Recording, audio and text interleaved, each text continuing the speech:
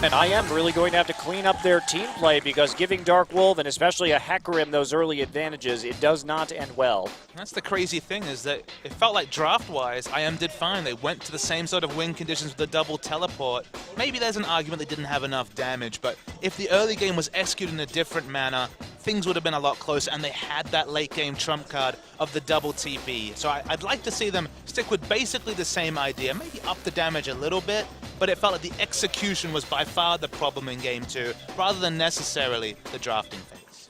Well, in this draft, Dark Wolves now considering, do they want to ban out Victor, which they banned out in Game 1, or Callista? They are going to ban out the Victor, so Elise and Callista still up. And we will see that Elise first picked once again for Incredible Miracle, but this will open up the chance for a possible Callista pick here from the Dark Wolves. It's fun to see Callista, coming into these drafts, being available after the bans, after being basically pick ban status since her release. Such has been the furor and popularity of that particular Callista pick. So interesting to see if Chelly does pick it up. Chelly and Jelly with the Callista lane will be fun. We'll say those names a lot, given that Callista often plays around her support. Yeah, and do you just go ahead and take the Alistar-Callista combo here? You do not have to take the Lee Sin that early if you don't want to, but instead it will be the Braum once again, taking all 3 games so far by the Dark Wolves. Always risky to open up a second Callista pick from a top-level AD carry like Sunstar, but that being said, Sunstar didn't really make much happen, opted into a very low-damage build. Blade of Ruin King by far is the most common first item pickup, and against the Hecarim, you'd think the defensive utility of the Blade of Ruin King active was more than the extra sustain or overshield provided by the Bloodthirst. It feels like you're still going to get burst down, but it's a return to Callista for Sunstar, but this time with the pick support rather than necessarily the playmaking. So I guess both playmaking, but just a little bit different in the Thresh. Yeah, and we've all seen, of course, those impressive highlights of Ignar's Thresh play, and he'll be mixing it up this time. Alistar will be falling through the draft for the first time in this series. So Dark Wolves now, where are they going to go with this? They could go ahead and take that Lucian. Didn't have the biggest success with it in game number 1, but it has been a staple pick for Chelly. The only reason we can speculate that Lee Sin and Braum were taken so early in the draft, I mean, Braum, understandable given the power of that support, but you pick jungle and support if you want to go in full counter pick mode. You want to see as much information as possible before you commit to one of your core laners. Lucian does have a good laning matchup against the Callista, and Sunstar didn't cover himself in glory like we mentioned in the previous game, and we should not be surprised if the blind pick Hecarim continues. More Hecarim. I mean, we've just seen so much of this from the Dark Wolves. And with that Rumble ban, it seems like that's just where Cube is going to go until Hecarim is taken away or banned in this series. I mean, Rumble, Gangplank, Fiora all off the board. I believe Gangplank and Fiora both can do painful things to a Hecarim. The carry top laners feel like they are the way to push past this Hecarim to really equalize his weak laning phase. I'd love to see a Nocturne, but I don't think it's time. I'd love to see the Gnar. I mean, if we look at the way that IM played in Champions, the Gnar was frequently banned against Expression. We know it's one of his best champions. We know it's a great matchup against the Hecarim. That's why I was so surprised to see the Maokai in the last game, because we know what Expression can do on this pick. Yeah, Maokai's the even laning matchup, maybe even can fall behind a Hecarim after a couple of items, but Gnar is the one who can build Frozen Mallet, hell, pile on with the Black Cleaver and really boss around a Hecarim. So looking for the lane supremacy. Expression did get his hands on the Gnar a bit towards the end of the season with mixed results, but the first performances and the subsequent bans showed that this is definitely one of his main meta champions, because this guy still does love to move over to the likes of Jackson Shyvana when he gets the license to by his team. Well, Diana will be blind picked here for Frozen, so going back to the champion that saw him a lot of success in the first game. And so what is Jelly's answer going to be? Jelly for Kyle, I should say, did take the Jace in game 1, but that was a blind pick Jace, and now we're going to see where he goes with this. At the Azir band, the Victor band, the poke champions, Varus and Jace, that we know he plays, not great here, so the Orianna probably the safety pick. Of course, this is famously a lane that Diana does well in. This was always a lane where Orianna had a massive advantage pre-6, and then it ended up being Diana favored. The Jace, honestly, in lane did fine, but they're going to stick on the Oriannas, as I was trying to mention. first 5 levels, excellent for the Orianna. Can boss around, deny some CS, chip out, but now on the teleport meta, that doesn't really count for as much. Chipping out of Diana is almost meaningless between Flask, 3 potions, and then a teleport back to mid lane. And then this lane always becomes Diana focused after 6. Right, Frozen showing he can play defensively early on, not worried about missing a few CS as long as he can stay alive and just keep the pressure off of his turret in that laning phase. Did pretty well against the Victor, not really losing his turret so easily in that particular matchup. And Kyle opting perhaps for a cleanse on the Orianna here. It's a bit different considering that he really only has to worry about Cocoon. I mean, if you have cleanse, it means that Tusen's probably not going to bother to gank for maybe even put in a second point into your W. Don't even take E, the CC Moonfall effect, if you are the Diana. Just power farm through the lane. Yeah. So not a lot of threat here. We'll see what these two teams can do in game number 3.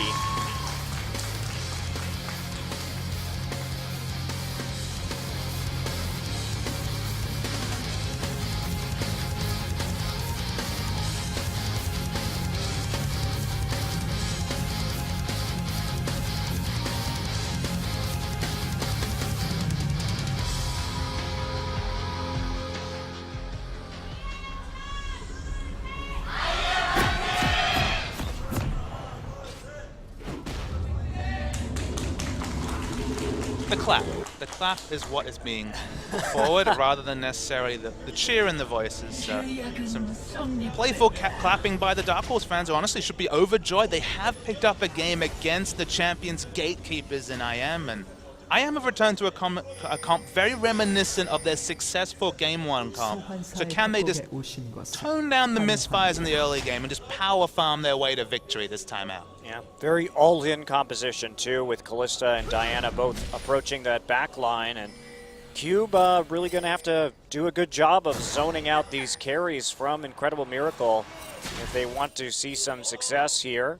They have a good amount of shields, but a little bit atypical of a Dark Wolves game, just not going for any kind of big poke. Honestly, Hecarim focused again. Put the ball on Hecarim. If he gets big like he did in the previous game, between his damage and the Orianna damage, it should really boss around a fight, but he's the true ball carrier. I guess there's the potential that Lee Sin can also get in there and mess with the enemy team, but Hecarim focus is what got Dark Horse this far in the playoffs, and they just go for it again. Yeah. Well, we'll see if Cube can take that early advantage. Definitely going to be a lot harder. We are going to see standard lanes here, as Expression will get that favorable matchup versus Hecarim, and we do see the pings going down. A little bit of a ward there by the Grump, but nobody from Dark Wolves showing on it quite yet. So they don't know that this is coming through, but IM looks like they want to take Krugs all the same. You'd think Dark Wolves would be heavily incentivized to look for a lane swap, just given how painful this Gnar vs Hecarim matchup is. Honestly, I guess it gets worse with levels, so maybe it's not that big a factor to nurse through the early game, but the reality is every item timing Expression hits, if he's on an even footing, is just superior than what Hecarim can put out. The first phage is better than any initial item that Hecarim can pick up. The Frozen Mallet or the Black Cleaver blows away the Hecarim, and you can go double laning items in Black Cleaver into Frozen Mallet and just completely blow away the Hecarim. So if Cube can make us a believer this time, maybe we'll have to start slightly re-evaluating Hecarim in this meta, because he was gifted a big lead in the previous game. He's going to have to carve out a much more difficult one this time out. Yeah, and the big difference between this game and the first one is that, oh, level 2 gank coming on through. Kervavi coming there with the Lee Sin. Now, can they finish this off? Do you see the Orianna getting some clockwork wind-up hits? Frozen may have to flash here, and yes, he will. It's a battle of holding on to spells, holding on to the Q, knowing it could potentially be flash, but defensive flash used by the Diana only has teleport now, so no other laning summoners, so going to have to be slightly more defensive in the early game. And if Kyle can get a freeze as the minion wave is now heavily pushed into his side, he's in a really happy spot here in mid lane. Yeah, he is. Will need some help from the Elise to really do much in that particular instance, but cleanse Orianna pre-6, that doesn't sound like much fun. No, just pushing out at the very least to break the freeze. But when we look at the matchup here, the Diana not going to have to go for the Zhonya's Hourglass first in this game, which means that the 1-3-1 can start a little bit sooner than in the last game, and hell, it proved very useful in game number 1, and a quick win for IM. So just going back to what was working, but the Kalista not the best in the mid lane in that 1-3-1, not the best siege.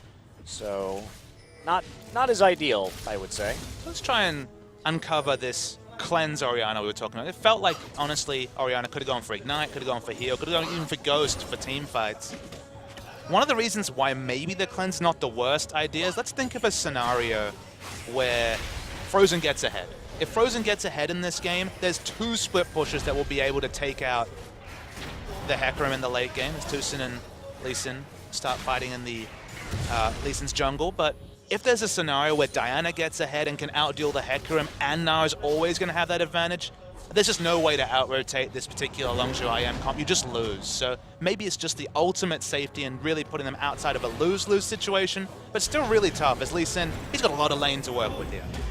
Okay, and now Expression gonna get ganked a little bit. There comes the flash from the Gnar. He's in Mega Gnar now, but he is going to fall first blood to Curvavy. Tucson just there a tad bit too late. And worryingly misses another cocoon with the flash onto 2 potential members there. It wouldn't have mattered, but not been impressed with the mechanical skill of Tucson this series. And honestly, he's a great jungle Nidalee player.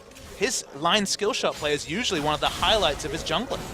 Yeah, very odd, actually, that the cocoon hit rate has been so low for Tucson, but another nice gank. Curvavy, this is the champion, the Lee Sin, that I wanted to see him play because he does act so aggressively with this pick. And again, not the kill going to the Hecarim, but it is getting him ahead, and there's a nice hook, but there's not a lot of follow-up from Sunstar. Definitely reminiscent of Rush, Curvavy, when he plays Lee Sin, which is a big compliment. Rush, specifically in solo queue, but even in competitive play, can be oppressive on the Lee Sin, and it's always fun to see Lee Sin players really get in there and mess up and play aggressively. He doesn't necessarily have the lanes to work with to do that, so it feels like he's almost on a solo pressure mission. Hecarim's never going to pressure a Gnar. It's cleanse Orianna, we don't need to talk about that.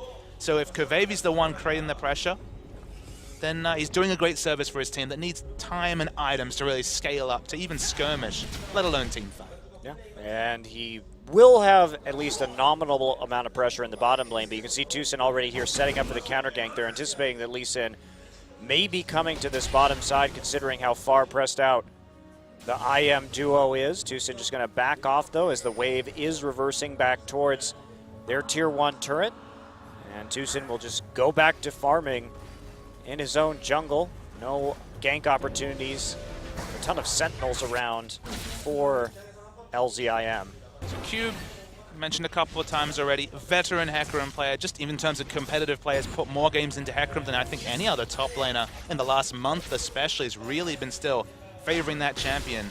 Always interesting to see how veteran players on a champion navigate these really horrible matchups. They're very well known. Everyone knows what Gnar can do in this matchup, what items he's going to go for, etc. Already throwing out any sort of Trinity Force hopes with double cloth armor. Is it going to be Ninja Tabi into Frozen Heart?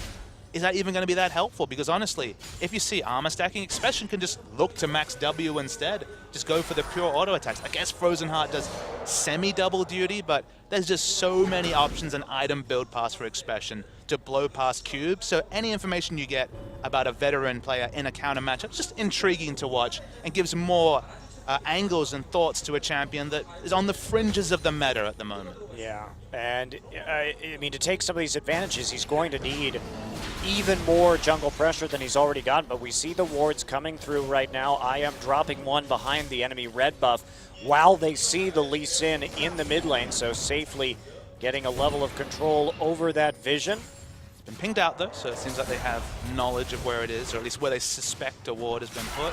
Yeah, they suspect it. I don't believe they actually saw that ward being placed, but they are going to come through and clear it right now.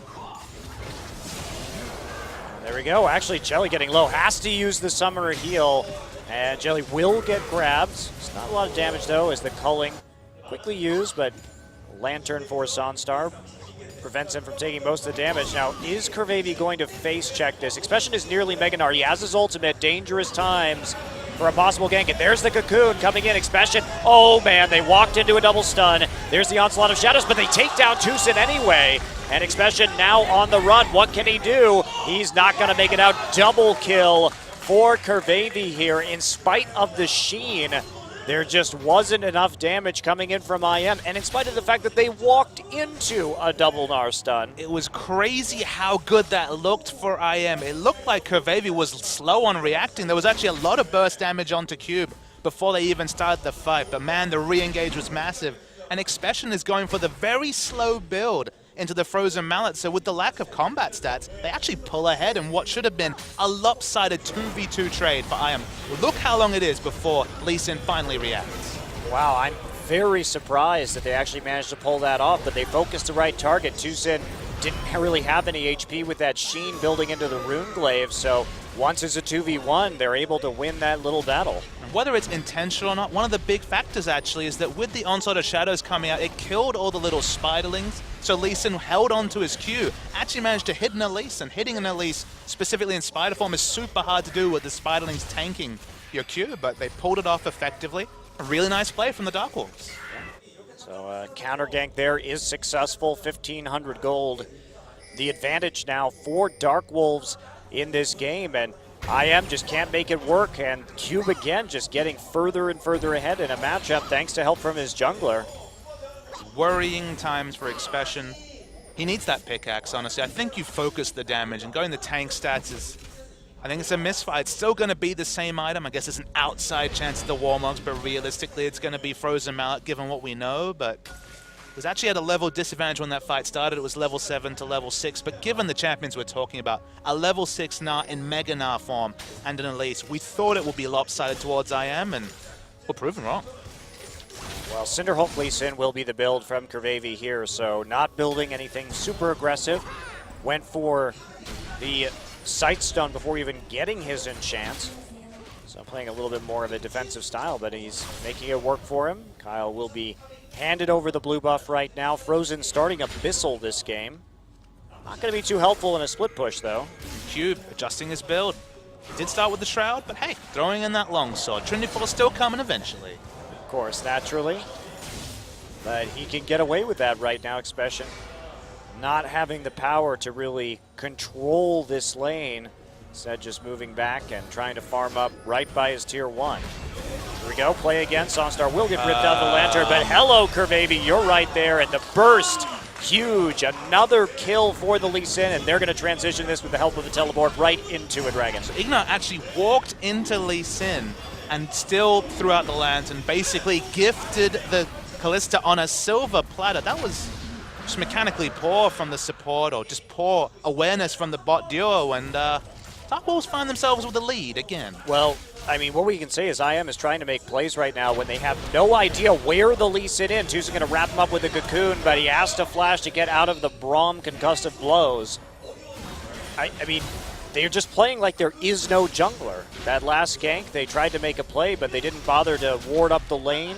Weren't expecting the counter gank from the Lee Sin, and this time around, they are not playing like Lee Sin could be in the river. Did not think I would say this statement as Tucson puts out a pink ward that was always going to die instantly, but we might not be seeing IM in Champions next season. It's an early proclamation, but the change around from game 1 to the last 2 games, or at least the first 12 minutes here, it's been massive. Yeah, it has been very big, and IM has to start getting concerned. I mean, it's not an overwhelming advantage yet, and fortunately for Incredible Miracle, there's a lot of gold on this Lee Sin, which is not going to be terribly useful in the late game. But it's another instance where Incredible Miracle really has to play for a late game stage if they want to stay relevant. Let's not be too linear on discounting the Lee Sin's impact in the late game. Of course, the kit and the damage certainly falls off, but with the Cinderhulk and the percentage stack he's going to get in terms of health, if he just sits on Sonstar, who already wasn't killing any tanks in the previous game, if he just trivializes the effect of the Kalista, maybe he's just doing his job in fights with that extra gold. And Kalista is going by the Ruin King this time, which is, I think, objectively the best build for Kalista at the moment, even irregardless of whether there's melee threats on the enemy team. But yeah, Direwolves, sorry, not Direwolves, that's the Australian team I cast earlier in the year, but the Dark Wolves in a good spot. Dark, dire, you know, they're all sort of scary, lurking in the forest. They are indeed. Almost feels like I'm going to create some sort of fantasy faux pas and compare Game of Thrones to another fantasy series, but I don't know about any other fantasy series, so I can't do that. I'm not a big Lord of the Rings guy. You're not. Oh, face check here from Curvavy. Expression is low, but about to hit that Mega Nard. There we see the Crescent Strike coming in. Frozen wants this kill. He's going to flash over the wall, and there you go. Lunar Rush and another strike will finish it off. Ignar is here. Cube on the run. They want to kill Tucson. They're going to pick it up with the Ignite, so they trade jungle for jungle. Some fancy dancing around, and Sonstar wants this one too. Chelly going to get knocked around a little bit. Ignar doesn't have a follow-up hook or flay.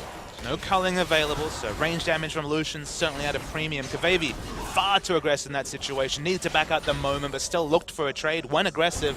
Bit of Lee Syndrome and taking the Q, and it's actually going to be punished a little bit, but no turret or objective to pick up. Yeah, Frozen gets some nice shutdown gold, though, and that is a bit concerning.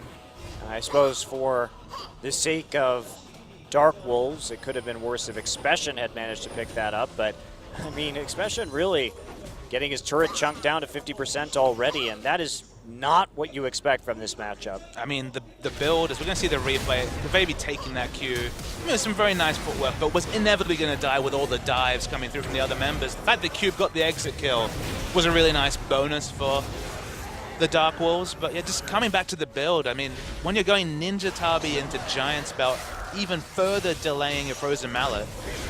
There you go, nice play, and Chelly's still going to get some good damage down. Tucson now joining the fray, and Chelly will just walk back with a potion ticking underneath his turret. Sonstar, not a lot of mana, and nearly dying. No one, I guess, feeling like they should block the culling right there.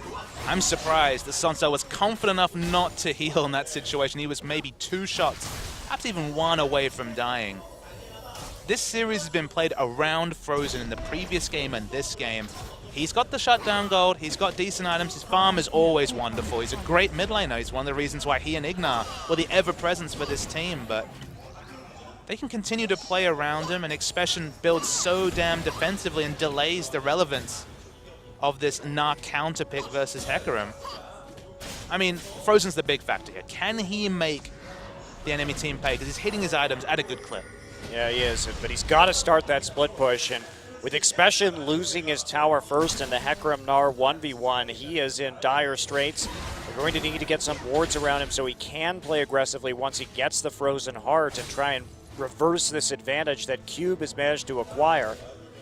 Cube creeping up, though, on a Trinity Force, getting the parts for a Sheen before heading back into lane, and they just don't have the vision control to allow Expression to push forward right now. Let's be clear, when you're still slowly piecing together a Frozen Mallet, now is not the time to contest Dragon. If you're going to go for this lane-focused build, I think you have to make the most of it. Okay, the flat health along with your Mega Gnar resist will be helpful in a team fight, but they opt into and lose a team fight around Dragon in 45 seconds time.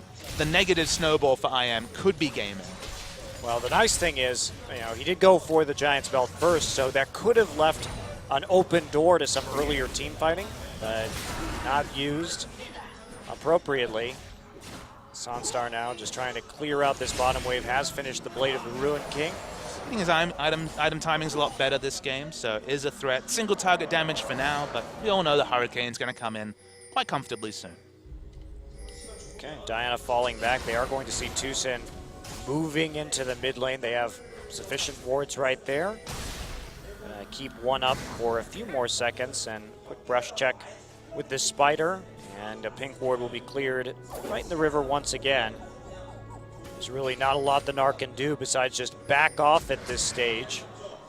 It is fascinating that a team that's so good, or has a player that is so good at playing Hecarim, obviously play this comp very often, is so poor at the flank wards. They're just not big on the advanced warding, as Cube still awkwardly winning the 1v1 against Gnar, which will puzzle anyone, but there's some good vision around Dragon, but not the traditional flank wards we'd expect for the big Hecarim teleport engage. Man, at every turn this game, Dark Wolves has had the better wards on the gank. They've already picked this up. Curvavy's waiting. They know that there's a possibility of another play coming in, but now with Elise just recalling, Curvavy's just been one step ahead of Tucson all game so far.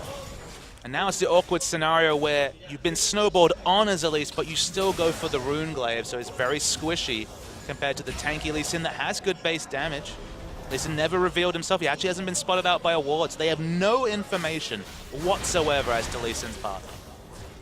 Frozen going to get another blue buff for himself, and Frozen Mallet finally done, but Dark Wolves has their sights set on their second dragon of the game. Their dragon control in the last two has been dominant. We're going to see a hook come in for Kerbaby. Nice damage, poke coming down, but not going to be enough to take the dragon away, as Expression just not in a great position to TP in right now.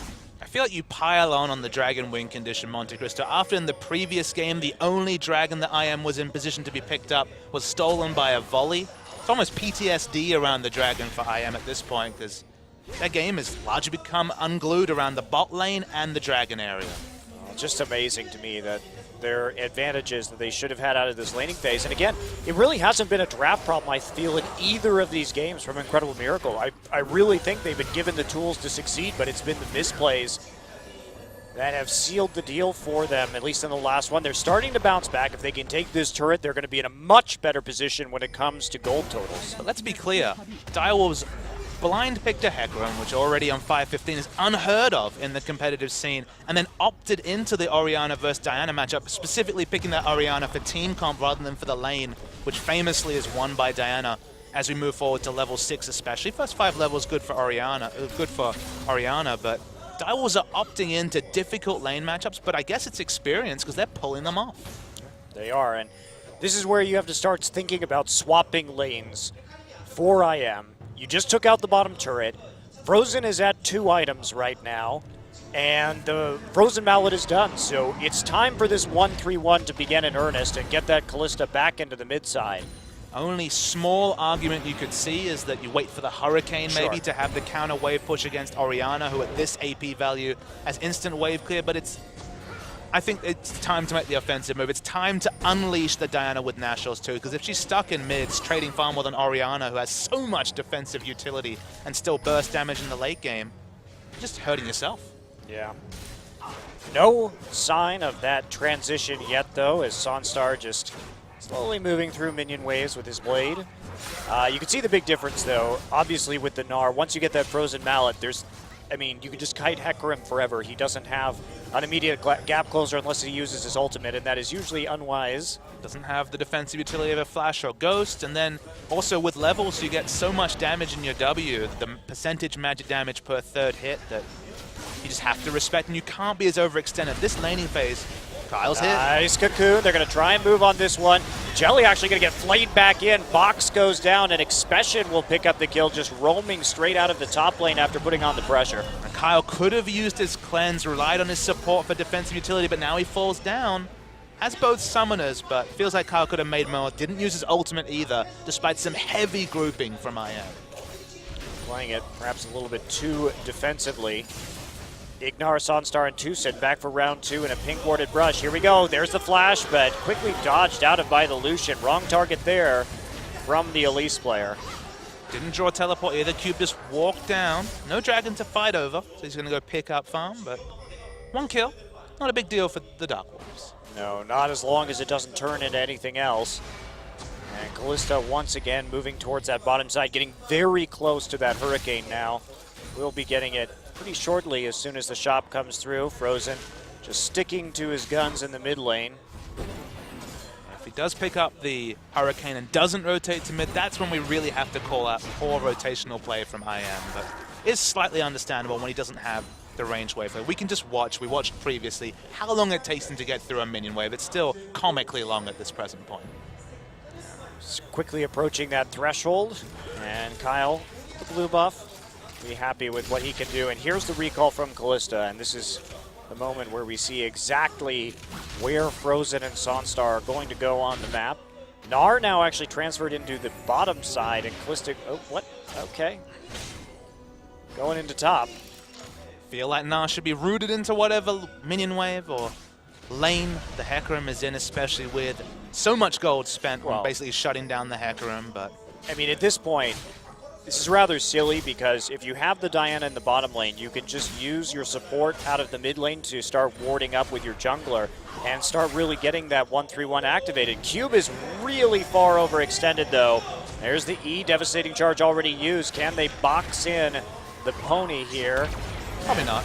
There we go. Gonna get 1 hit off. Frozen in the enemy jungle right now, but Gnar pushing up onto a tier 2. Frozen on a desperate escape attempt through the enemy base. Darko's really over pursuing this kill onto Frozen. This not is good. Gonna get him, of course, is Frozen on the enemy side of the jungle. Are they? Maybe not. Expression right there. Expression near Meganar form. They're going to try and get it. There's the Chilling Smite. Frozen still dodging out. He's got nothing to Lunar Rush to. And he's going to Lunar Rush actually to Kyle. There's a Shockwave missed. And a stun coming in. They do kill him in the end, but Expression takes a trip out on the Lantern before getting stunned by the Braum passive, and just a little bit more right there. But, I mean, they used a whole hell of a lot to get that, and they're going to lose a lot of minion wave onto the turrets. Yeah, they lost a lot of pressure in top lane. They got the turret. They managed to keep pushing out, and Expression, no outplaying the Frozen Mallet slow.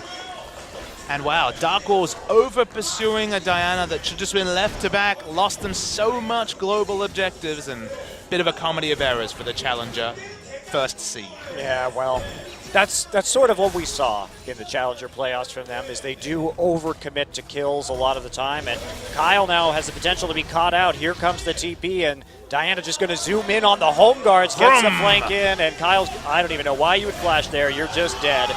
And the double Lunar Rush with the Moonfall will clear him out. No chance of escape, and now the Baron, the target for IM here at 25 minutes. Now a steal around an objective played a big part in Dark Wolves, closing out that game as confidently as they did the previous game. It's all on Kavebi. He is actually well ahead in terms of items, but doesn't even get a chance to steal. I don't even understand how the Rend is not actually finishing these objectives for LZIM. That's the second time where we haven't seen Kalista actually secure a dragon or a bear. Hi, Ignar. Would you like some turret hits? Turret was so low that the pick pressure might have been fine, but neither team covering themselves in glory in Game 3. Now they're going to transition this immediately into a dragon. All of the gold leads in the bank, so these actually are very even teams in terms of items, but Dark Wolves playing defensive in terms of their positioning, understandable. They still don't have any aggressive wards. That hasn't been their modus operandi. Their defensive vision around lanes has been wonderful. You called them out on that previously, but when it comes to offensive wards to enable the Hecarim to do things, they've been at a premium. Yeah, and now we have a situation where IM has the items they need to split push, and they have the Baron. So in theory, IM should be able to get probably all the tier 2s out of this Baron. Well, they've thrown the playbook out a couple of times this series, Monte Cristo, so the theory might stay in the book this time. It might. No TP, so Diana remaining in mid lane, at least for the moment. Lucian has not been a big champion for Charlie this series. Fell behind in Game 1. Now, Infinity Edge into the parts of... What even is that visual bug? The parts of a very slow Phantom Dancer. This Lucian well behind in terms of items. What is this Gromp doing? It's really it's really, really angry. It's not actually healing up right there. Go back to the Gromp. Get him to the Gromp. I want to watch the Gromp. All right. All right. Well, on my screen, the Gromp was doing hilarious. Yeah, not on the actual screen that you guys were seeing, though, but it was just shooting everybody on the map. Sniping. Yeah. Okay, so we are going to catch up right now. And the pressure coming in to the mid side and the top lane. Not that much pressure, though. They don't have that many ranged attacks. Oh, with the hook, though. Maybe looking for a kick right there. Doesn't see what he's looking for, but Expression just chipping away with his ranged auto attack ever so slowly. And getting some work done onto the tier 2. Kalista moving back to push out the bottom lane, and they will be snagging themselves a fancy little blue buff in the meantime for Frozen. Tuzin's very patient. There we go. Subservient to his mid laner, as every good jungler is these days. I mean, Expression's just really reflecting how strong this matchup is, because he had a poor laning phase and built super defensively, but you throw a Frozen Mallet and some tank stats in, there's nothing Hecarim can do. Okay, well, here comes the full pressure. They've finally gotten control over the side waves so that they can put on the maximum amount, and I am actually executing this very well. Baron buff no longer a factor, but they are going to get at least 2 of the tier 2s. Breaking the base will be more difficult. Maybe if they can pick up a second Baron and neutralize Orianna's fairly impressive wave clear. they'll be able to do it. But with a Diana especially, split pushing is always going to be the name of the game. Doesn't have teleport off himself, but moment he picks it up, there's just so many headaches, so many macro objectives for Dark Wolves to be able to factor in. Frozen's actually teleporting back on a ward. Whoop. Gonna tap him there. Sonic Wave. Tap that Diana. Tap that Diana. Sure that's what you prefer, Bob Smedley? It was said. I put the words out there. Frozen decided to stick around a little bit longer. Well, this game, I think you're right. Just the Baron is probably going to be necessary to actually close. I mean, game one showed us that Dark Wolves, they struggle when there's so many macro objectives to consider, and most teams would in these double teleport, Diana split pushing metas, but there's just so much for Dark Wolves to stay on top of that you have to feel that being a challenger team, they're just not going to be up to the stead of being able to deal with the fiercely macro game rather than micro game being played right now by IM. Yeah, you really can't prepare for this when it comes to solo queue very well, and it takes a long time as a professional player in a scrim environment to really acclimate yourself to this level of team play. So it is an easier, I would say, way to break less experienced teams. It's just one of those scenarios where IM, like game one, just have full court press on. They have access to the Raptors, the Wolves, every camp that Dark Wolves have to pick up, and the war of attrition just can't be won by Dark Wolves. You can't wait out when your access to minions, your access to a real gold income, it's just not there. Nope. Nope. Nope. Well, a couple more minutes until the next Baron.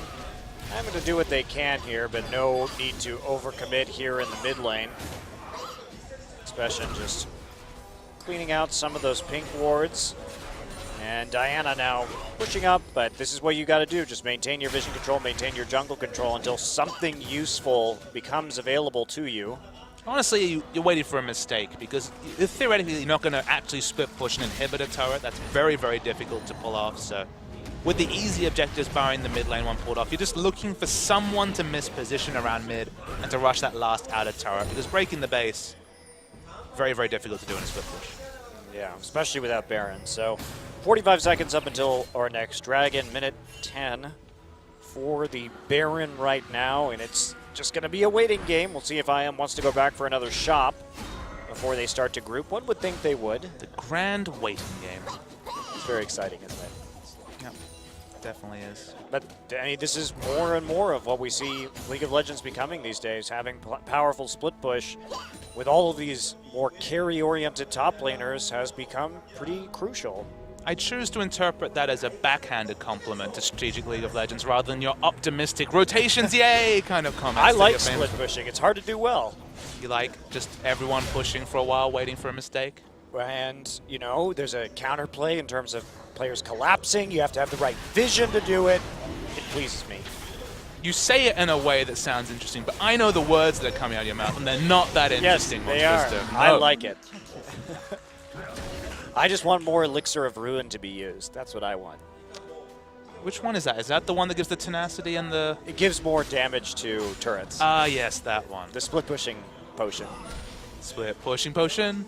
I like that one. I think it's underutilized, personally. I know you were a big fan of the AP Elixir and Thornmail, but now you don't need that Monte Cristo. You just build more armor and you do sick damage with your Thornmail. I liked the Elixir of Sorcery with the Thornmail. I thought it was funny. But now it scales with armor, so you don't need the gimmicky 25 damage every, what, like 6 seconds or whatever. Hey, if you have nothing else to buy, Papa Smithy. In the previous meta, without the Thornmail damage scaling, I agree it was fun. Speaking of fun, IM finally feels safe enough to start the Baron. Kvavi knows what's up. What do you want from... So are we going to see another 50-50-ish Baron? No, I mean, he has a million Callista Spears in him. Uh-huh. Oh, okay, there we go. Will be secured by the Ren this time. And we do see the Hacker Mold used to escape right after the Thresh Hook lands. And no follow-up, and so now is the time for Incredible Miracle. To split push. Frozen going to take that quick recall, head back to base, and Expression setting up his wave in advance. Void Staff and Zhonya's Hourglass. I like this play, though. Look, they're finally going to be aggressive. They're really piling on the pressure with the teleport into mid lane. I think the dive is dangerously close to being initiated. Without Expression Group, they don't really have a tank, though, so it's difficult to pull off, but always like it when the triggers at least looks like it's going to be fired, but no, I told a lie. Sunstar sees a massive minion wave, thinks, ooh, 200 gold. They have to go get it right now, Bowsmitty. Get it now. Doesn't even have an Avarice Blade. It's not an Nasus either, but still plenty of time. The GP was banned, so That's we true. don't even get to see that. I just like to see the kegs just blow up an entire wave at once and then like 300 extra gold appear. Which of the kegs are the surprise keg, the pre-placed keg, the keg you placed earlier? The kegs. I don't know, it's Nasus. Whenever I'm playing Nasus, whenever I see a big minion wave, I think of the stacks. Of course, they take Why are forever you to playing get. Nasus? Because it's really good in solo queue. Nobody knows how to end a game. Nasus is the most boring champion to play. You're literally just sitting there queuing minion waves the entire game. Look, why do people play Cookie Clicker? Why do people play all these games? It's fun to see numbers go up, Monte Cristo. And when you see those stacks above 300, you're like, oh, baby, I'm doing it this game. Then you get kited and you're sad, but I've never played Cookie Clicker, so I don't know. I haven't either, but I hear good things from people that like numbers going up. Okay, so right now, just moving forward. The split push is going through. Nice culling. Sunstar will be able to heal up a lot of that, though, on the minion wave. Sunstar's almost died to Cullen a lot of times this game. Calculated might be the word he'd use, but foolhardy's the one I'll choose. That's been, I mean, to be fair to Chelly, he has had some pretty on-point cullings, hitting nearly every shot. You need to be fair to Chelly and Jelly. The best duo name. Right up there with Piglet and Pooh. Okay, oh, that's just an instant death off of a Thresh hook. The burst damage, far too much for the Lucian to handle. It's out of position. The next hook not going to be quite so on target, but they will be able to crack this base and take the inhibitor. They may be able to see how far they can get with this. They do have a lot of turret damage with this particular composition. Expression is grouped, so dive players are suddenly more open. Now in Mega Nuff, I'm just zoning their out. It's going to be at minimum a second mid inhibitor, and maybe the game. Yeah, maybe the game, depending on how far they want to push. It looks like they're not going to take any risks. 10 seconds for the Lucian. It's actually quite hard to split push in the enemy base, so they probably should back away and teleport back. Yeah, can't really break people up when they're all defending the Nexus. They're going to go for number 3, though. And it was already low. Expression actually did a lot of work on that top side already. Fadeaway Q was very nice. Up there's the Lee Sin kick, but Ignar not going to be the target they want. Here comes Cube on the TP, gets into the back line, and there's a shockwave, hits 2, but only Tucson and Expression. Meanwhile, Oriana just melts immediately. Kerbavi going to be frozen, second kill, and here we go, 2-man stun, triple kill right there, but that's not going to be a penta. We already have Kalista taking one. There's a quadra for Frozen to end this game. And they are going to be able to take out this last turret. They don't have minion waves ready to go, so they're going to have to just tank the Nexus turrets. If they can do this, Expression's going to fall very low. They're going to get at least 1, but 2 might be tricky. Let's see how the trade tanking goes. 2 can, of course, repel to drop aggro. They should be able to finish the game. Still 10 seconds till anyone spawns. Yeah, that's going to be it. And they will surround the Nexus and take game number 2, putting them on match point to make it back into champions. So with a game and about 15 minutes of just poor play behind them, Longzhou IM returned to their game 1 form, played much more impressively in the second half. Frozen Mallet being completed was the real big turning point, as suddenly Hecarim couldn't overextend, couldn't create pressure. It was unique in that Hecarim took the first turret and kept pushing, but when he was held in check, so were the Dark Wolves, and now 2-1, a comfortable lead for IM. Yeah, Dark Wolves, very strange team. We know the emphasis they put on the Hecarim, but they don't actually ward so the Hecarim can maximize his advantage. It's a bit odd. It's a fun thing where they ward smartly defensively. They set off a lot of ganks with smart wards, but never that forward ward for the Hecarim engage. And it's not the synergy not there between the jungle and support to roam efficiently to place those down. So we'll see if they go with the Hecarim for a 4th game in a row in just a few minutes when we get back. Until then, I am just going to be looking to neatly wrap up this series. Can Frozen have another good game on Diana like he has in their 2 wins so far? It's on a game more than we might have expected, but I am definitely in the driving seat coming into the 4th match. Well, Just a few more minutes and we'll get into game 4 and see if we have the deciding match in this promotion match. Being available after the bans, after being basically pick ban status since her release, such has been the furor and popularity of the that particular Kalista pick. So interested to see if Chelly does pick it up. Chelly and Jelly with the Kalista lane will be fun. We'll say those names a lot, given that Kalista often plays around her support. Yeah, and do you just go ahead and take the Alistar-Kalista combo here? You do not have to take the Lee Sin that early if you don't want to, but instead it will be the Braum once again taking all 3 games so far by the Dark Wolves. Always risky to open up a second Kalista pick from a top-level AD carry like Sunstar, but that being said, Sunstar didn't really make much happen, opted into a very low-damage build. Play the Ruin King by far is the most common first item pickup, and against the Hecarim, you'd think the defensive utility of the Play the Ruin King active was more than the extra sustain or overshield provided by the Bloodthirst. It feels like you're still going to get burst. Bastion did get his hands on the Gnar a bit towards the end of the season with mixed results, but the first performances and the subsequent bans showed that this is definitely one of his main meta champions, because this guy still does love to move over to the likes of Jackson Shyvana when he gets the license to by his team. Well, Diana will be blind picked here for Frozen, so going back to the champion that saw him a lot of success in the first game. And so what is Jelly's answer going to be?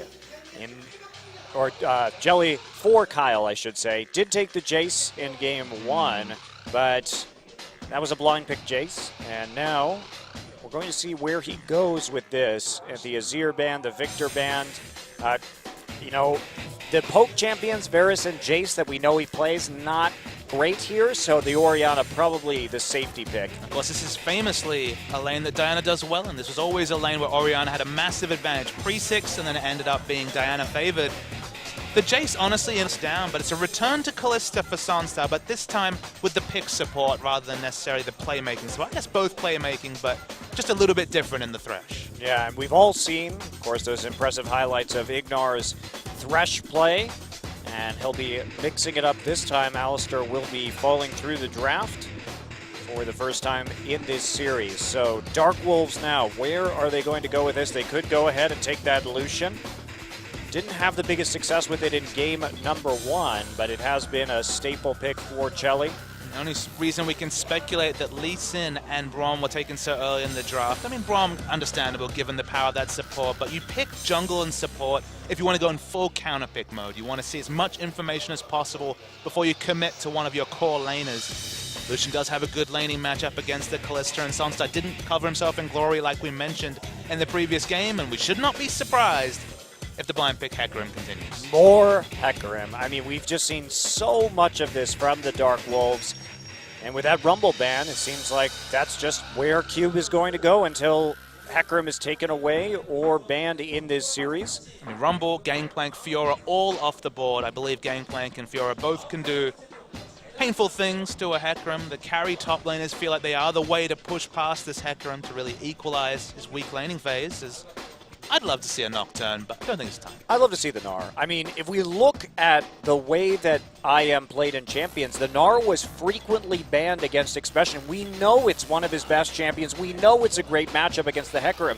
That's why I was so surprised to see the Maokai in the last game, because we know what Expression can do on this pick. Yeah, Maokai's the even laning matchup, maybe even can fall behind a Hecarim after a couple of items, but Gnar is the one who can build Frozen Mallet, hell, pile on with the Black Cleaver and really boss around a Hecarim. So looking for the lane supremacy.